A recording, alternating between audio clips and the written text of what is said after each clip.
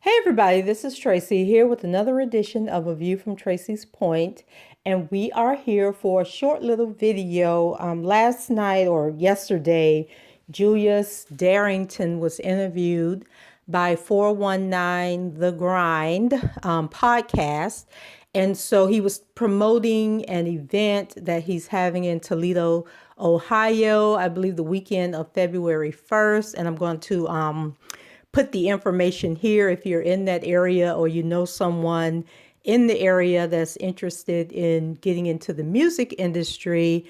But in the middle of the podcast, he does give a shout out to R. Kelly and, you know, how R. Kelly helped him in the industry. And so I'm just going to play that portion. If you want to hear the entire interview, then go to 419 Grind, the podcast, and I have their information here. Also, I believe their show is on Spotify, I believe it is, but it's listed on this flyer that I'm going to show you.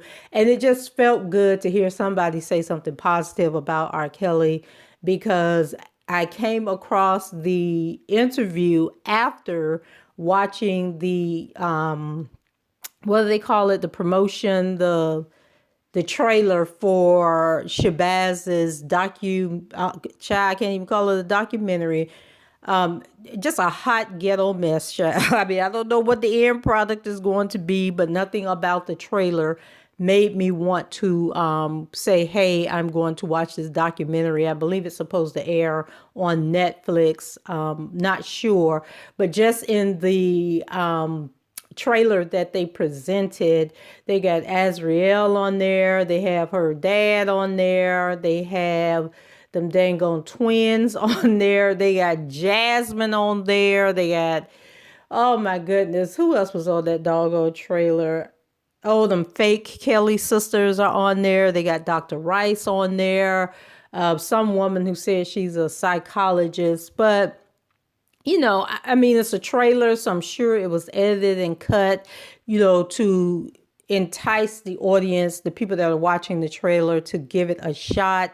But it's going to be a no for me. And I know there was one part on there where Jasmine is, you know, she has that picture. Remember when they ambushed R. Kelly at his, at the Trump Tower, and they were with Dana J. I think it was the first time that they went to Chicago for a court hearing. And so she has her picture that she took with R. Kelly when they did that, you know, downstairs at the Trump.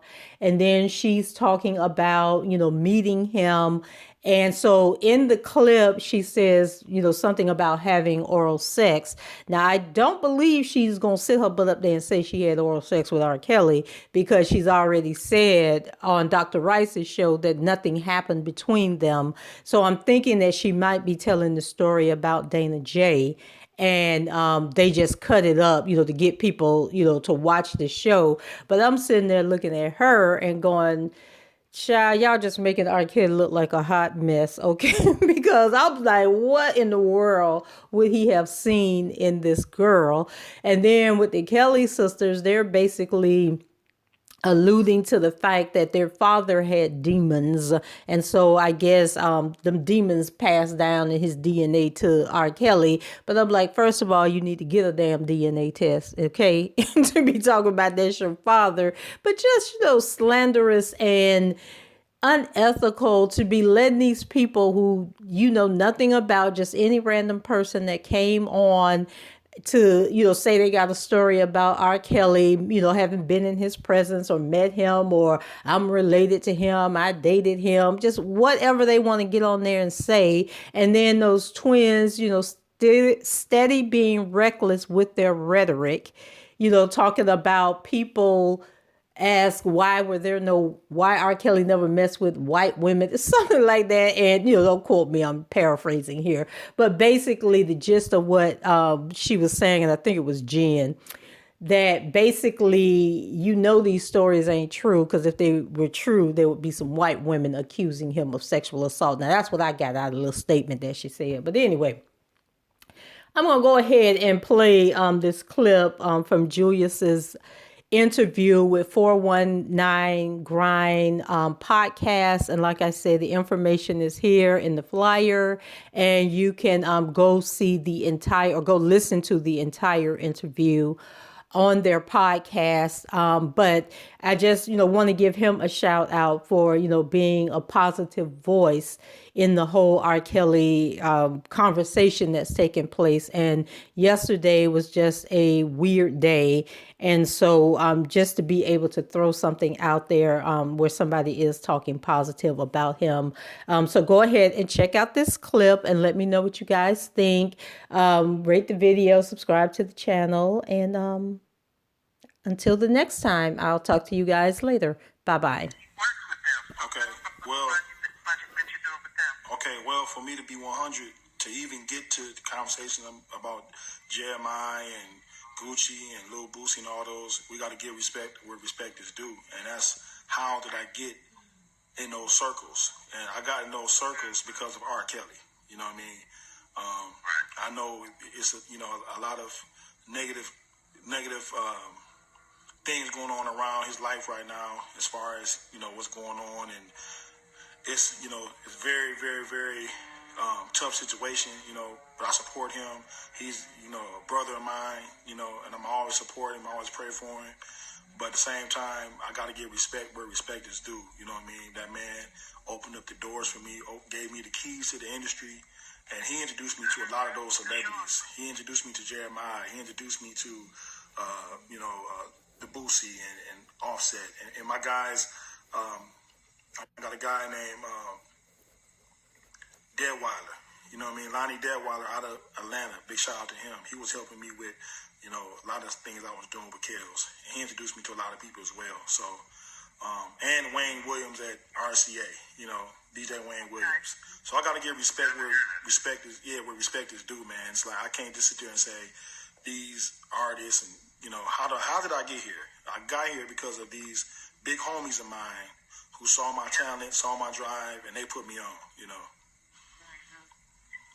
regardless of any whatever industry or high profile position that a person is in, everyone has their dark side or the things that they do that might not be morally acceptable by the masses, but you can't in my opinion, let that negate the contribution that this man has made to the industry. And because of that, he's able to open doors for other people such as yourself that have come up in the ranks and has the talent and the drive and the know-how. Right. So whatever anyone can say about it, I just think that it's a beautiful thing that you were able to connect with him in order for all these other doors to get open. Yeah, definitely. I mean, that's not crazy. It's just like you went from being Toledo to working with R. Kelly. Yeah. Like a legend. No matter what you've done in this personal life, he's still R. Kelly. Right, still R. Kelly. It's crazy that I know Julius, or Juice as I call him.